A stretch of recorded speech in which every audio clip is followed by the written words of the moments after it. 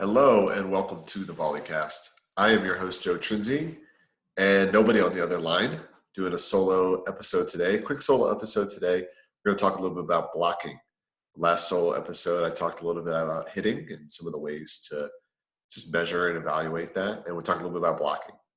A couple things first regarding the premium webinars. Been getting great feedback and people are enjoying them. Most of them so far have been college coach only webinars, just trying to give a little bit of a different platform and a little bit of a different chance to express some of the stuff. Not all of them will be. I'm working on a couple actually that won't be, but want to lock them in before I talk about it, but just some details. We're talking with Chris Thomas, head coach at the University of Illinois on Friday. He's talking about setting. That one's actually all full, so that filled up today. We will be recording that, putting it up for sale. So you can check on scoutvb.com in the shop to check out that webinar for sale afterwards if you didn't get a chance to participate in it. We keep it to about 20 coaches. So everybody can, for the live participation, so everybody can actually participate and ask questions and kind of have a dialogue going. I think if we put more than 20 on there at one time, it's just going to turn to a broadcast rather than a dialogue, and we want to keep it dialogue focused. And our next one, which is going to be Saturday the 11th with Alfie Reft, there's only 5 spots left for that one as of this recording. Recording this on the 1st, I'll put it out tomorrow morning is when it will actually get uploaded. So there'll probably be less than 5 spots available for that. So if you're interested in hearing Alfie talk about defense, and he's, I've done a couple live events with him. He's a good clinician. So I think people have a chance to learn a lot from that. And, probably sign up now if you want to get in on that one. And we don't have it 100% locked in, but I feel like I can say it at this point for the next weekend, which is going to be Sunday the 19th. We got Dan Fisher, head coach at the University of Pittsburgh. So I'm really excited to get him on. Him and I have been trying to work out a live clinic date for like the last year and a half, and just couldn't get the weekends to work. So, hey, I guess it just took getting locked up inside our apartments to make it work, but glad to have him. He's done an amazing job at the University of Pittsburgh, just really getting that program to, from kind of middle of the pack up to truly one of the elite programs in the country now. And, and he's somebody who comes from a background also of, he's coached at the NAIA level. He's coached at some different levels there.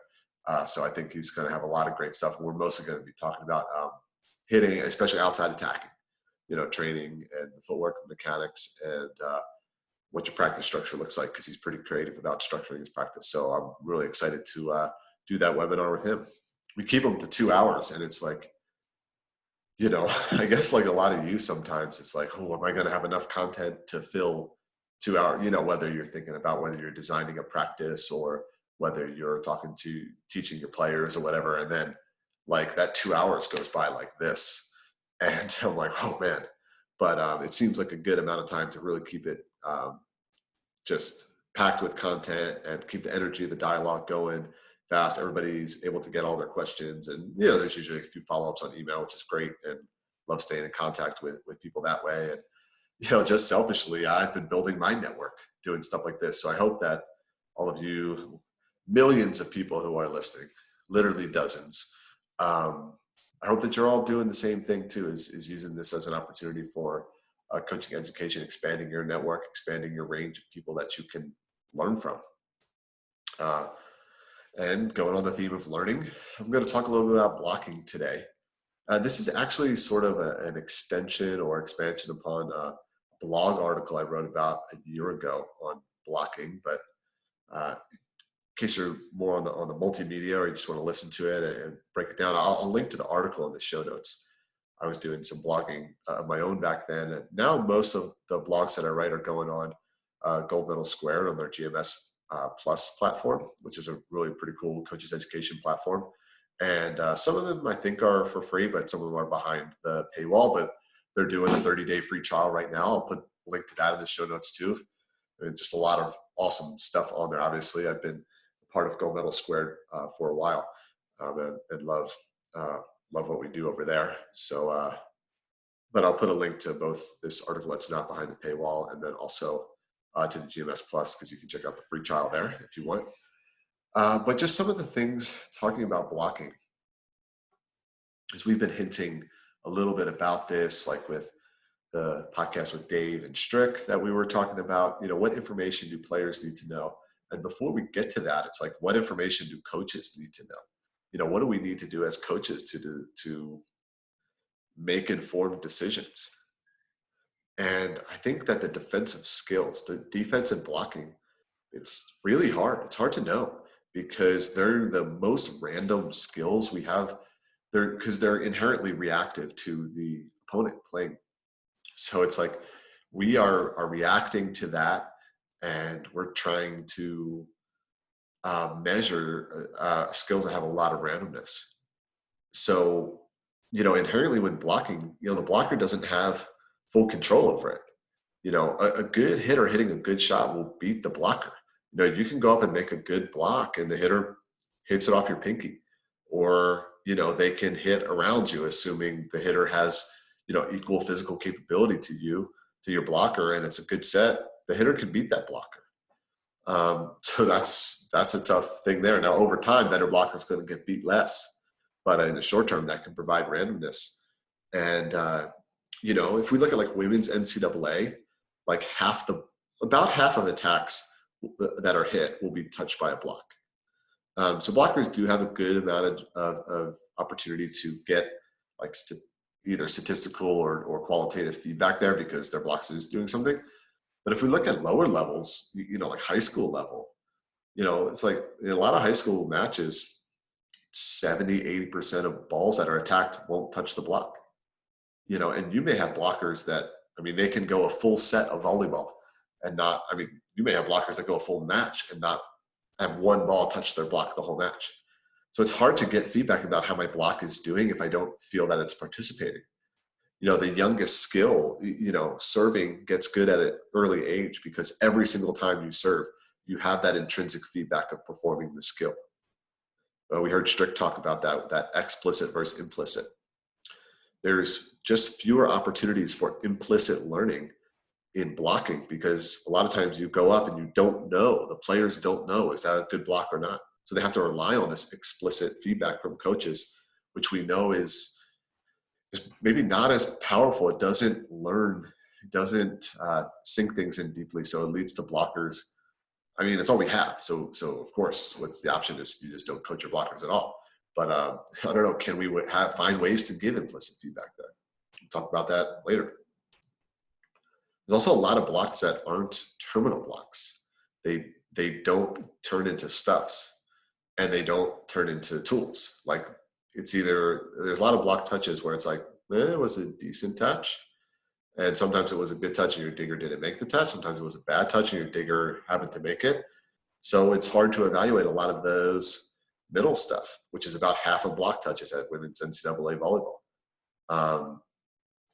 And it's also difficult when you're looking and saying, well, the blocker did what I asked them to do, but didn't get the block. So is that a good block? If you're having a system where you're really sort of dictating, okay, we're going to block line, or we're going to block cross, or, some teams have more defined systems and some teams have more freedom given to the players to read and react. And so to some degree, there's a system element to it. Or a blocker paired with another, two strong blockers blocking together are like probably more than twice as, their effective is like multiplicative, not additive. Whereas a strong blocker blocking with a weak blocker sometimes doesn't get a chance to make a big impact because the hitter's just going after the weak blocker the whole time. So it can be difficult to separate the performance of the player from the system that they're in. So that's in volleyball in general, but definitely blocking. And finally, like if we're trying to really get a lot of information, like about our league, whether we're high school or whether we're in the NCAA, the box scores give you terrible information. And we're in this day of data. So now we have the ability to get more information. So this is not as big of a problem as it used to be, but it's still an issue. And I'm going to kind of touch on that because I think there's a few things about how we've traditionally recorded and scored blocking that are real limiting. And then I think that there is a solution to it. And we have this GMS stats app that I built and designed and I run. And, we got thousands of coaches using that now. And, what I'll do at the end of this is I'll share our solution to that we think gives some better data. But we'll start with something like, your standard NCAA box score. And it's pretty similar to what you also might see on something like a Max Preps, for high school teams, if you fill out all of your sort of box score data. And again, I'll link to this in the show notes. But your standard NCAA box score has has three categories for blocking. There's a solo block, a block assist, and a block error.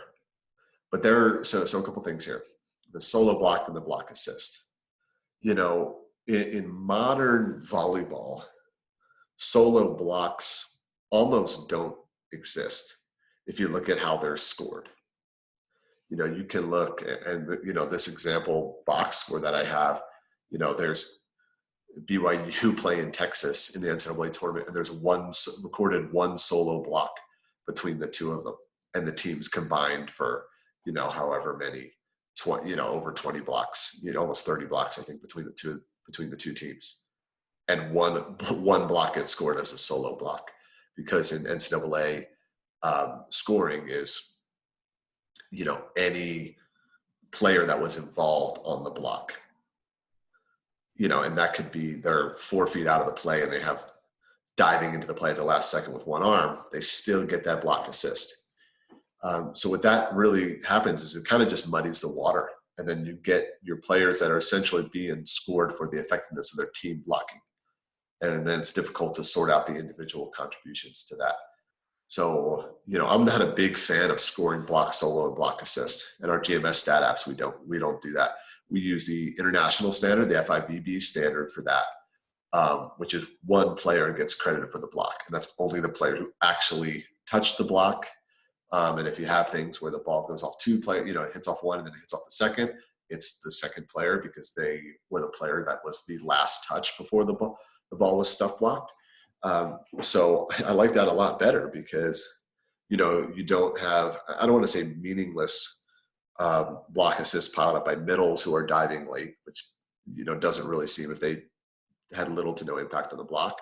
And then same thing with, pin blockers. So I'm a big fan of only the player who actually made the block gets the block. And that's how it is scored in the FIVB. And the FIVB will also add this sort of block attempts category, which is sort of every touch the blocker had. So they're getting a little closer to a rate statistic, but it doesn't tell you anything about the quality of those touches. And now the NCAA, they will add a blocking error statistic, but it's only for like net violations, which are actually not, that's a relatively minor aspect of how the other team scores a point. You might have one, two, if you have one of those a game as a coach, you're frustrated.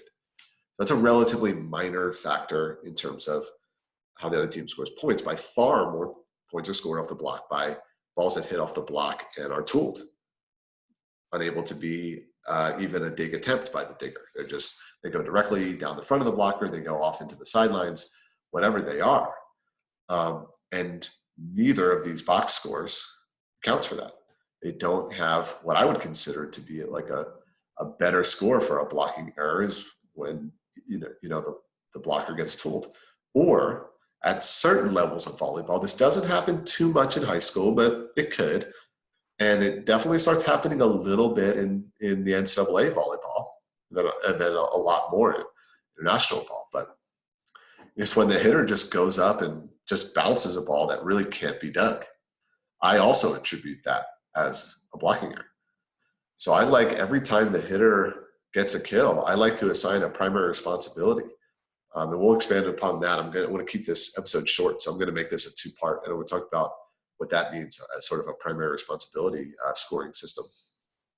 But the first thing that I would just say is we want to know how many times the blocker is stuffing the ball, just one blocker.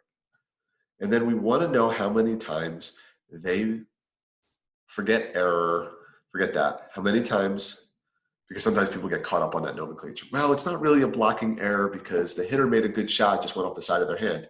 Okay, like I understand the desire to not call it an error. But I'll say this, you want to record the one blocker who directly scored the play and the one blocker who made the touch that directly led to the hitter scoring a point. So the positive play and the negative play.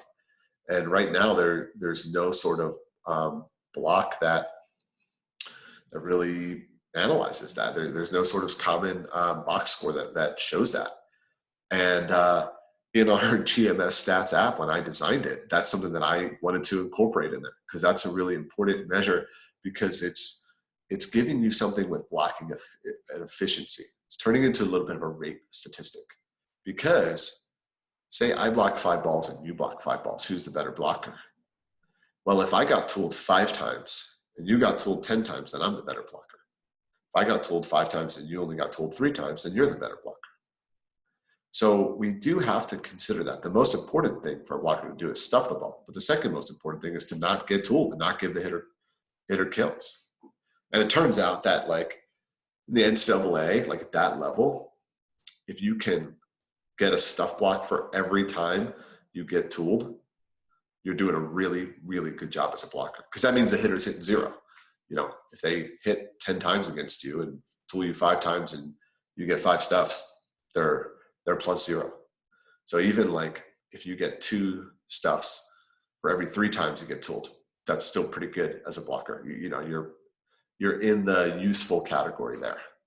But if say you're only getting 1 stuff for every 5 or 6 times you get tooled, now you're not really helping us. So I really love this idea of like a block ratio, stuff to tool ratio, stuff to error ratio, however you want to call it.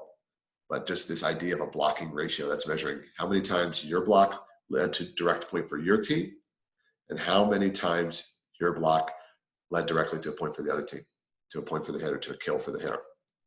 So like I said, I'll link to that in the show notes, and I'll link to the GMS Stats app if none of you have checked that out. But that's something that I really like. And, you know, while if you're looking at video right now and you're trying to analyze your team and you're thinking about how to analyze your blocking, this is one thing that you can do. You can just not just look at how often you block the ball, but how often you have this block ratio of block stuffs to tools. All right, so give that a shot and let me know if you like it. Tweet at me at the Volleycast. We always love that. And if you like the show, retweet it. Retweet some of our podcast episodes. Retweet this episode if you liked it. That will kind of help spread the word because we're just kind of getting this started. But I'm trying to put them out every day. And if they just help a few coaches, that's great. I'm hoping they do. Or if you're watching on YouTube, leave me a comment or retweet it, or, you know all the stuff that you do. And of course, just reach out and you can keep an eye on these premium webinars and let me know who else you want to see next. I'm looking for maybe a coach who can talk a little bit about blocking because we don't really have a webinar that's here for that. So tell me who you think is like the blocking expert, and I'll see if I can get him or her on. All right. So until next time, thanks for listening to the Volleycast.